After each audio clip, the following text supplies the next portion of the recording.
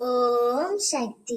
என் அன்பு தங்கமே, நீ உயிராய் நேசிக்கும் உறவு ஒன்று தானாகவே உன் இல்லத்தில் வந்து இணைய போகின்றது. உனக்கு எந்த உறவாக வேண்டுமானாலும் இருக்கலாம்.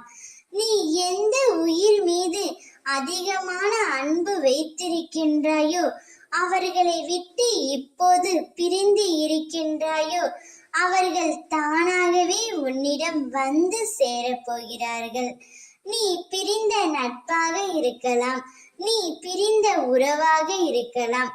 எதுவாக இருந்தாலும் உனக்கு உயிராக இருக்கும் அந்த ஒரு நபரை உன் இல்லத்திற்கு அம்மா நான் கொண்டு வந்து சேர்க்க போகின்றேன். நீ மனதளவில் அவர்கள் மீது அதீத அன்பு வைத்திருக்கின்றாய். காலத்தின் கட்டாயத்தாலும் உன்னை விட்டு அவர்கள் இப்போது பிரிந்து இருக்கிறார்கள்.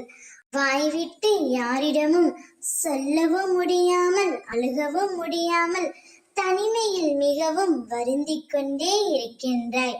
உன் அம்மா நான் அதை அறிய மாட்டேனா என்ன? எனவே தான் நீ நேசிக்கின்ற உறவை உன்னுடன் சேர்த்து வைப்பதற்காகவே முடிவெடுத்து அவர்களே உன்னை தேடி வர செய்ய போகின்றேன். என் பக்தர்களை காப்பதற்காகவே என் கைகளை நான் எப்பொழுதும் விரித்தே வைத்திருக்கின்றேன். அவர்களை நோக்கி எந்த விதமான துயரத்தையும் கெடுதலையும் நெருங்க விட மாட்டேன். நான் என் குழந்தைகளை ஏமாற்றவும் மாட்டேன். என்னை நம்பியவர்களை நான் என்று கைவிடுவதே இல்லை. கஷ்டத்தை சகிக்க பழகு, எதையும் எதிர்த்து நில். இங்கு எதுவும் நிரந்தரமில்லை. உன்னுடைய நிலைமை மாறி உனக்கு பிடித்த உறவுகளுடன் நிச்சயம் நீ வாழ்வாய். ஓம் சக்தி.